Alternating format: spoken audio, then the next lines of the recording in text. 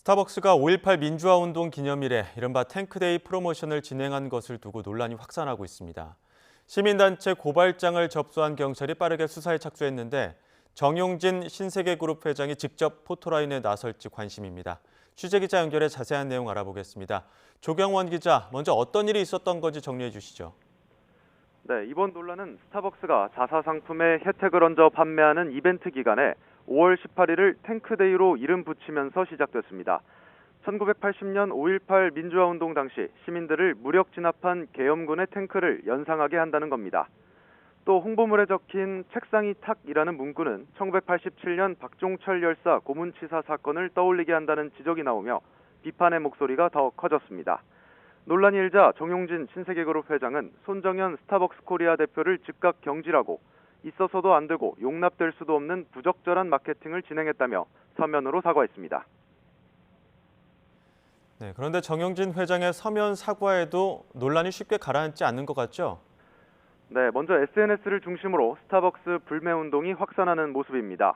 게시글에는 스타벅스 카드를 자르거나 텀블러를 부수는 사진과 함께 스타벅스는 끝장났다, 집에 있는 스벅 제품 다 없앴다는 등 강한 어조의 비판이 적혔습니다. 시민사회 반발도 거세지고 있습니다. 5.18 단체는 어제 광주 신세계백화점 앞에서 기자회견을 열고 정용진 회장의 사퇴를 요구했고 광주 전남 시민단체들도 스타벅스 텀블러를 부수며 불매를 선언했습니다. 같은 날 국가폭력 피해 범국민연대는 서울에서 기자회견을 열고 탱크데이가 실무자의 우발적인 사고라는 해명이 40년 전 군사정권의 해명과 똑 닮았다고 비판했습니다. 네, 정치권에서 나오고 있는 비판의 목소리도 전해주시죠. 네, 먼저 이재명 대통령이 스타벅스를 직격했습니다. 이 대통령은 SNS에 5.18 희생자들과 시민들의 피 어린 투쟁을 모독하는 행위라며 저질 장사치의 비인간적 막장 행태에 분노한다고 강하게 비판했습니다. 불매운동은 관가로도 확산하는 모양새입니다.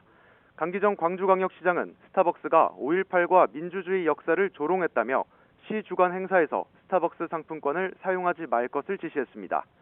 윤호중 행정안전부 장관도 SNS에 스타벅스의 반역사적 행태에 깊은 유감을 표한다고 적으며 민주주의 가치를 가볍게 여긴 기업의 상품을 설문조사나 이벤트 등에 활용하지 않겠다고 밝혔습니다. 네, 이번 논란에 대해서 경찰도 수사에 착수했다고요? 그렇습니다. 어제 5.18 유공자들이 정용진 회장과 손정현 전 대표, 스타벅스 마케팅 담당자 등 4명을 모욕과 5.18 특별법 위반 혐의로 경찰에 고발했습니다.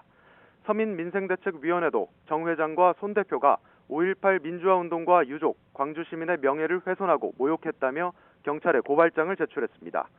두 고발 사건은 각각 광주 남부경찰서에 접수되고 서울 강남경찰서에 배당됐지만 서울경찰청 공공범죄수사대가 두 사건을 병합해 수사하기로 했습니다. 수사가 빠르게 진행될 것으로 보이는데요. 정 회장이 직접 포토라인에 나설지 관심인 가운데 탱크데이 이벤트를 기획하는 과정에서 5.18을 비하하거나 관련자들의 명예를 훼손하려는 고의가 있었는지가 앞으로 수사의 쟁점이 될 전망입니다. 네, 정용진 회장은 서면 사과 이후에 별다른 입장은 없는 것 같은데 어떻습니까? 네, 신세계그룹 측은 논란 직후 정용진 회장이 내놓은 서면 사과문이 현재까지 공식 입장이라고 설명하고 있습니다.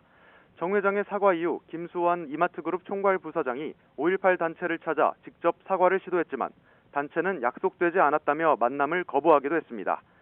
신세계그룹 측은 이벤트 기획 경위에 대해선 내부 조사를 진행하고 있다며 조사 결과를 빠르게 공개하기 위해 노력하고 있다고 덧붙였습니다. 해외에 있던 정용진 회장은 최근 급히 귀국한 것으로 알려졌는데 국민 앞에 모습을 드러내고 고개를 숙일지 관심이 쏠립니다. 지금까지 사회부에서 YTN 조경원입니다.